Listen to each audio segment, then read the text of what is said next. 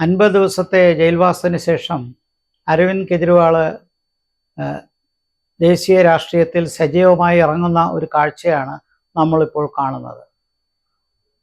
അദ്ദേഹത്തിന് ഡൽഹിയിലും മറ്റു സ്ഥലങ്ങളിലും കിട്ടുന്ന സ്വീകാര്യത പ്രതിപക്ഷ ഐക്യത്തെ കൂടുതൽ ആവേശം കൊള്ളിക്കുന്നുണ്ട് എന്നുള്ളൊരു വസ്തുതയാണ്.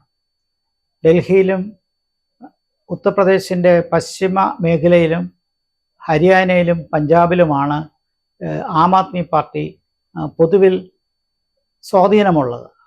അങ്ങിങ്ങായി മറ്റു സ്ഥലങ്ങളിലൊക്കെ ഉണ്ട്, ഗോവ ഉൾപ്പെടെ ഉണ്ടെങ്കിൽ പോലും സാങ്കേതികപരമായ ഒരു ദേശീയ പാർട്ടിയാണ് ആം ആദ്മി പാർട്ടി ആണെങ്കിലും യഥാർത്ഥത്തിൽ അതിൻ്റെ സമീപകാല ചരിത്രം, അതിൻ്റെ രാഷ്ട്രീയ പ്രവർത്തനം കൊണ്ട് ഇനിയും ജനകീയമായി വരാൻ കുറച്ചു കാലം കൂടി എടുക്കുമെന്നുള്ള വസ്തുതയാണ്. അപ്പോൾ ഈ അറസ്റ്റ് അദ്ദേഹത്തിന് കിട്ടിയ ഒരർത്ഥത്തിൽ അദ്ദേഹത്തിന് കിട്ടിയ ഒരു അനുഗ്രഹമാണ്. കാരണം വിക്ടിം കാർഡ് നല്ലതുപോലെ കളിക്കാൻ പറ്റുന്നൊരു അവസരമാണ്.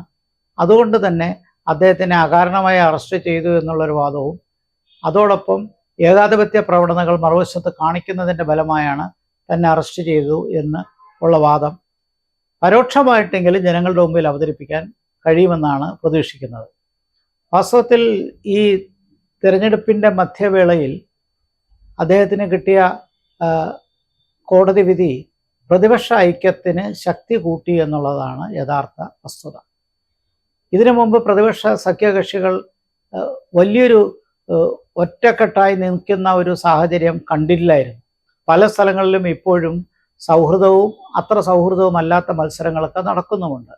അത്തരമൊരു സാഹചര്യത്തിൽ കെജ്രിവാൾ പുറത്തു വന്നപ്പോൾ അദ്ദേഹത്തിൽ കൂടി പ്രതീകാത്മകമായി BJPക്ക് എതിരെയുള്ള ഒരു വലിയ സമരത്തിൻ്റെ ആവേശം കാണിക്കാനുള്ള ഒരു സാധ്യത വന്നു. അതുകൊണ്ട് തന്നെ പ്രതിപക്ഷ കക്ഷികൾക്ക് ഇതൊരു വീണ് കിട്ടിയ ഒരു അവസരമായി മാറി. പക്ഷേ 1977 ഇന്ദിരാഗാന്ധിക്കെതിരെ എല്ലാ പ്രതിപക്ഷ കക്ഷികളും ഒന്നിച്ച് നിന്നതുപോലെയുള്ളൊരു സാഹചര്യമാണെന്നൊന്നും നമുക്ക് പറയാൻ കഴിയില്ല. എന്നാലും താരതമ്യേന പ്രതിപക്ഷ കക്ഷികളിൽ ഒരു ഐക്യമുണ്ടായി.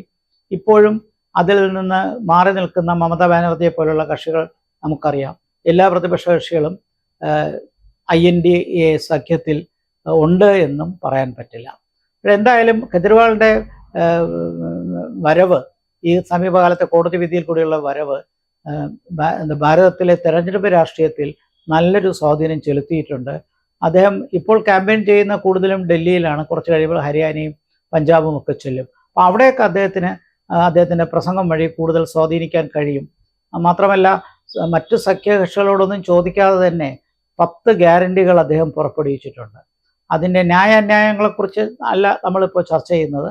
പക്ഷേ 10 പ്രധാനപ്പെട്ട കാര്യങ്ങൾ പറയുന്നതിൽ വലിയ അപകടങ്ങളായിട്ടുള്ള കാര്യങ്ങളൊന്നും കാണുന്നില്ല. മിനിമം സപ്പോർട്ട് പ്രൈസ് കർഷകർക്ക് കൊടുക്കണം എന്നുള്ള കാര്യങ്ങളൊക്കെ വളരെ ജനകീയമായ കാര്യങ്ങളാണ്. അപ്പോൾ അദ്ദേഹത്തിന് കിട്ടിയ ഒരു അവസരം ആക്കാൻ അദ്ദേഹം ശ്രമിക്കുമ്പോൾ അതിൽ കൂടി പ്രതിപക്ഷ കക്ഷികൾ അവരുടേതായ ഒരു ഐക്യം സൃഷ്ടിക്കാൻ കഴിയുന്നു എന്നുള്ളതാണ് ഇപ്പോൾ കാണുന്ന ഏറ്റവും വലിയ പ്രത്യേകത. അതോടൊപ്പം തങ്ങളുടെ എതിരായ ഏറ്റവും വലിയ ശക്തിയായ BJPയെ ആക്രമിക്കാൻ അരവിന്ദ് കെജ്രിവാളും മറ്റ് പ്രതിപക്ഷ കക്ഷികളും ഈ അവസരത്തെ നന്നായിട്ട് ഉപയോഗിക്കുന്നുണ്ട്. അതിൽ കെജ്രിവാൾ ഉയർത്തിയ ഒരു പ്രധാനപ്പെട്ട ചോദ്യം എന്ന് പറയുന്നത് 75 വയസ്സ് കഴിയുമ്പോൾ രാഷ്ട്രീയത്തിൽ നിന്ന് വിരമിക്കണമെന്ന് പരോക്ഷമായിട്ടെങ്കിലും മോദിക്ക് താല്പര്യമുണ്ടായിരുന്നു. അദ്ദേഹത്തിൻ്റെ താല്പര്യത്തെക്കാളേറെ അദ്വാനിയുടെ കാര്യത്തിൽ അദ്ദേഹത്തിന് അവസരം കൊടുക്കാത്തതിൽ പ്രായം കടന്നു പോയതാണ് എന്നൊക്കെ പറഞ്ഞുള്ള ആക്ഷേപം മാധ്യമങ്ങളിൽ ശ്രദ്ധ പതിപ്പിച്ചിരുന്നു എന്നുള്ളത് സത്യമാണ്. അതുകൊണ്ട് ഈ 75 വയസ്സ് മോദിക്ക് ബാധകമല്ലേ എന്നുള്ളൊരു ചോദ്യം ഇവിടെ ഉയരുന്നുണ്ട്. ആ ചോദ്യം അദ്ദേഹം ചോദിച്ചപ്പോൾ ആദ്യം BJP അന്താളിച്ചു എന്നുള്ളൊരു വസ്തുതയാണ്. അതിന് പൊടുന്നനവേ തന്നെ അമിത്ഷായുടെ നേതൃത്വത്തിലുള്ള മറുപടി വന്നു. മോദി 5 കൊല്ലവും ഭരിക്കും, അടുത്ത ഭരണം മോദിക്കാണെങ്കിൽ 5 കൊല്ലവും ഭരിക്കും, 2029 വരെ ഉണ്ടാകും. അദ്ദേഹം ഈ മോദിക്കെതിരെ പറഞ്ഞ ഈ ആക്ഷേപത്തിന് BJP അങ്കലാപ്പിലാക്കാൻ കാരണം എന്താണ് ഭാവി BJPയുടെ നേതൃത്വത്തിനുണ്ടാകുന്നത് എന്നുള്ളൊരു ചോദ്യമാണ്. അതിൽ പല കാര്യങ്ങളുമുണ്ട്. മോദിക്ക് ശേഷം BJPയെ നയിക്കുന്നത് ആരാണ് എന്നുള്ള പ്രഥമമായ ചോദ്യം വരുന്നു. അത് ഉത്തർപ്രദേശിലെ മുഖ്യമന്ത്രിയാണോ, അതോ ആഭ്യന്തരമന്ത്രിയായ അമിത്ഷായാണോ, മറ്റേതെങ്കിലും ഫാക്ടേഴ്സ് ഉണ്ടോ? അപ്പോൾ ഇതെല്ലാം അരവിന്ദ് കെജ്രിവാൾ ഇങ്ങനെ ഉതിർത്തപ്പോൾ ബി ജെ പിയെ പോലുള്ളൊരു പാർട്ടി പലപ്പോഴും ഇക്കാര്യത്തിൽ ആശ്രയിക്കുന്നത് RSSനെയാണ്. RSSന്റെ നേതൃത്വം നിർദ്ദേശിക്കുന്ന അനുസരിച്ച് മാത്രമേ അടുത്ത നേതൃനിര ഉണ്ടാവുകയുള്ളൂ. അപ്പോൾ നാളെ മോദി മാറുകയാണെങ്കിൽ ആ സ്ഥാനത്തേക്ക് അടുത്ത് വരണമെന്ന് തീരുമാനിക്കുന്നത് ബി ജെ പിയുടെ നാഷണൽ എക്സിക്യൂട്ടീവ് കൗൺസിലൊന്നും ആയിരിക്കില്ല. അതിന് മുമ്പേ തന്നെ RSSന്റെ നേതൃത്വം എടുക്കുന്ന തീരുമാനമായിരിക്കും ബി ജെ പിയുടെ നാഷണൽ എക്സിക്യൂട്ടീവ് കമ്മിറ്റിയിൽ തീരുമാനമായി വരുന്നത്. അപ്പം അതുകൊണ്ട് ഈ ചോദ്യം തൽക്കാലത്തേക്ക് ബി ജെ പിയെ ഒന്ന് അന്താളിപ്പിച്ചു. അതിന് മറുപടിയായി അമിത്ഷാ പറഞ്ഞു അദ്ദേഹം അടുത്ത 5 കൊല്ലത്തെയും പ്രധാനമന്ത്രിയാണെന്ന് പറഞ്ഞു. എന്തായാലും ഇപ്പോൾ മോദിയെ സംബന്ധിച്ചിടത്തോളം മറ്റു പ്രശ്നങ്ങളൊന്നുമില്ല.